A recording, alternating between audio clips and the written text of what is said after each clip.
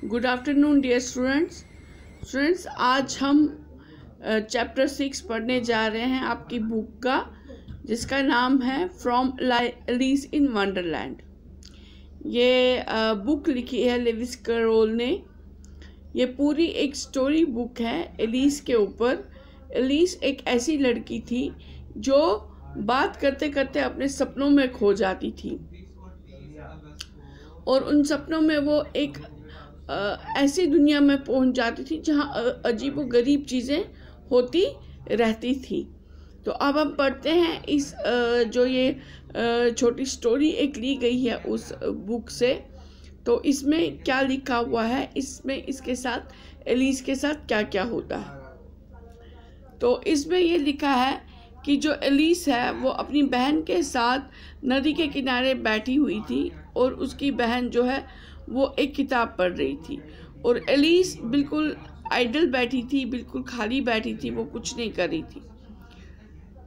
उसने एक दो बार उस किताब की तरफ देखा, लेकिन उसमें उसको कोई भी तस्वीर नहीं दिखी, कुछ भी नहीं ऐसा दिखा मज़ेदार कि वो किताब की तरफ उसको लगता कि मैं भी ये किताब पढूं। उसने अपने साथ ही बात की, बहुत हल्की आवाज़ में अपने साथ बात की। अपने अंदर सोचा कि क्या फ़ायदा ऐसी किताब का जिसमें कोई शक्ल ना हो, जिसमें कोई कन्वर्सेशन, जिसमें कोई बातचीत ना हो। तो ऐसी किताब का क्या फ़ायदा। और अचानक से उसने देखा कि एक सफ़ेद खरगोश जिसकी आंखें गुलाबी रंग की थी वो उसके नज़दीक आया, और उसने सुना कि एलिस ने सुना कि जो खरगोश है वो अपने साथ ही कह रहा है कि अरे अरे ओ प्यारी, मैं आज लेट हो रहा हूँ, मैं आज लेट हो जाऊँगा।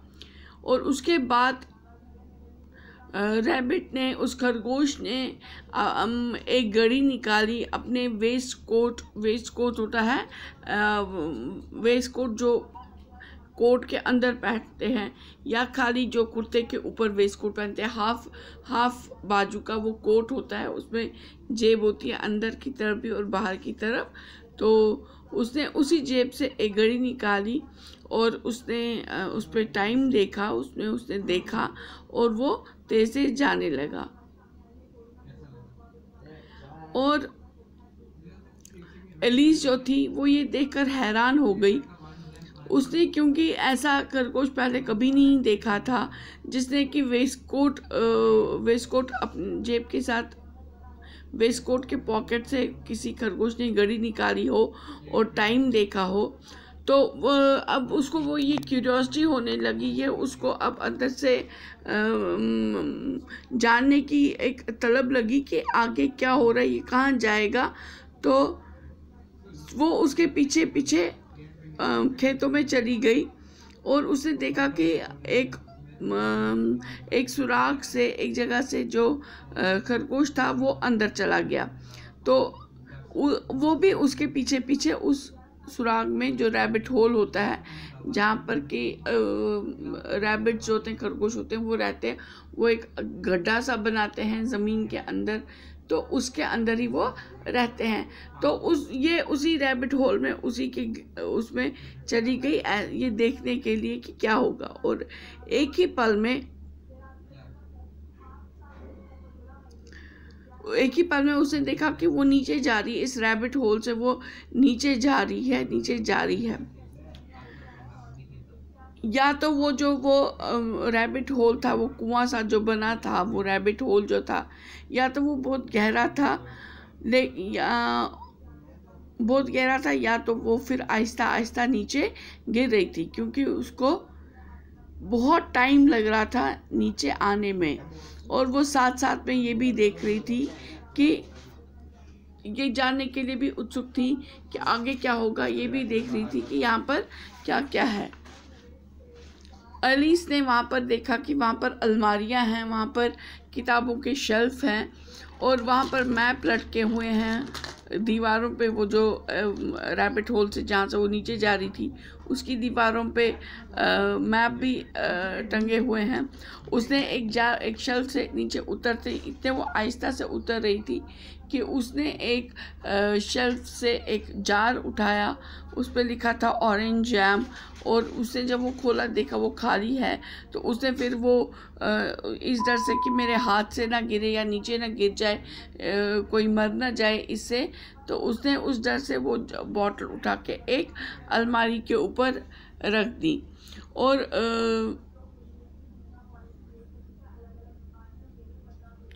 तो उसने सोचा कि ये तो एकदम इतना गहरा कुआं सा लग रहा है, क्या मैं कभी नीचे पहुंच जाऊंगी?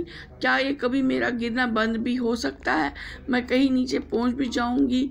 मुझे तो लग रहा है कि मैं बहुत नीचे आ गई, बहुत माइल्स नीचे गिरी हुई हूँ, बहुत माइल नीचे पहुंच गई हूँ अभी तक। और मैं कहीं ये गिरते गिरते गिरते गिरते मैं कहीं अर्थ के सेंटर में, इस धरती के इस ज़मीन के नीचे सेंटर में ना पहुंच जाऊं। चलो मैं देखती हूँ क्या होता है। और मुझे लगता है वो अभी 4000 माइल्स नीचे होगा धरती का, जो इस अर्थ का सेंटर होगा वो 4000 माइल्स नीचे होगा अभी। तो मैं गिरे जा रही हूँ, देखती हूँ क्या होता है।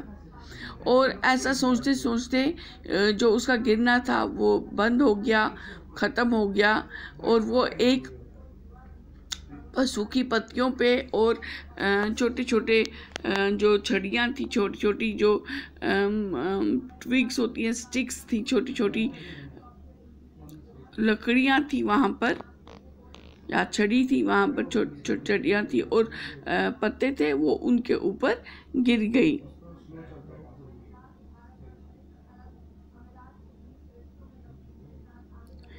तो वहाँ पर जब वो गिरी तो उसने सोचा यहाँ पर भी कुछ करने को नहीं है, अब तो मैं यहाँ आ गई हूँ, यहाँ गिर गई हूँ, लेकिन यहाँ पर भी कुछ करने को नहीं है। और वो फिर अपने साथ ही बात करने लगी, दिना will miss me very much. तो अपनी बिल्ली को याद करती रही जिसका नाम दिना था, कि उसने कहा वो मुझे बहुत मिस कर रही होगी, वो मुझे ढूंढ रही होगी, उसको मेरी याद आ रही होगी, आज रात उसको मेरी याद आ रही होगी।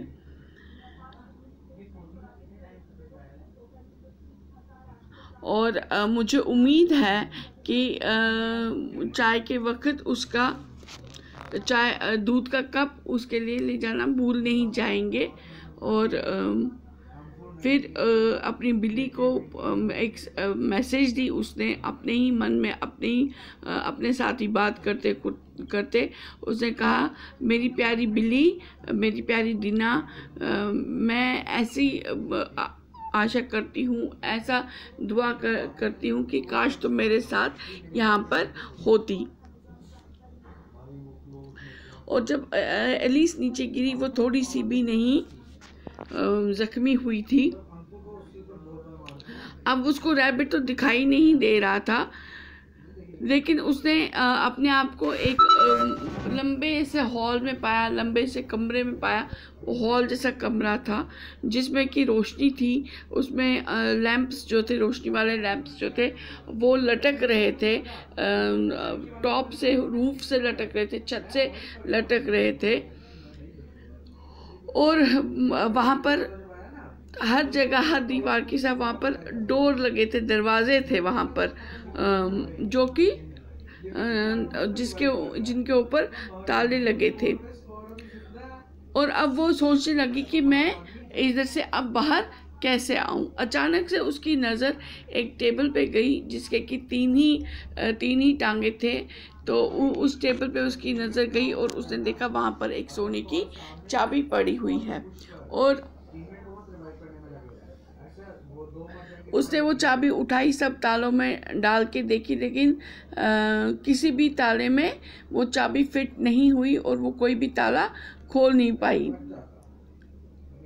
और जब वो फिर से यही सब करने लगी तो उसने देखा वहाँ पर पर्दा है, पर्दे के पीछे एक छोटा दरवाज़ा है, और छोटा दरवाज़ा लगभग ये 15 इंच ऊंचा दरवाज़ा है।